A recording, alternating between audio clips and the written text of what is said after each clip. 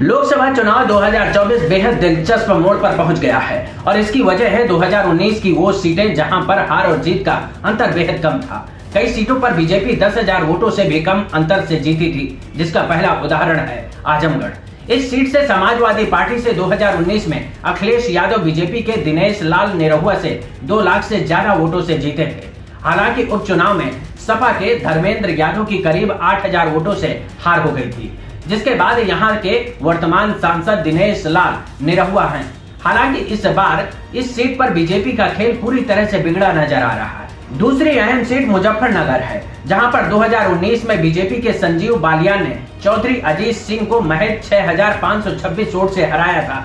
हालांकि इस बार बीजेपी और आरएलडी साथ मिलकर इस सीट पर चुनाव लड़ रही हैं, लेकिन ठाकुर वोटरों और किसानों की नाराजगी से इस सीट पर भी बीजेपी की जीत आसान नहीं दिख रही। तीसरी सीट मेरठ है, जहां पर 2019 में बीजेपी के राजेंद्र अग्रवाल महज 4,729 वोटों से जीते थे। वहीं इस बार बीजेपी ने यहां से अरुण गोविल को मैदान में उतारा है, जिस पर पैराशूट उम्मीदवार होने का आरोप लग रहा है, यानी कि इस सीट पर बीजेपी के लिए खतरा मंडरा रहा है।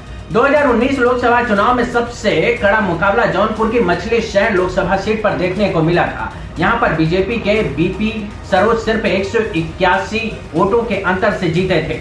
2019 के मुकाबले 2024 में बीजेपी के विरोध में आई तेजी पर नजर डाले तो ये सारी सीटें उनके लिए बड़ा सिरदर्द साबित हो सकती हैं।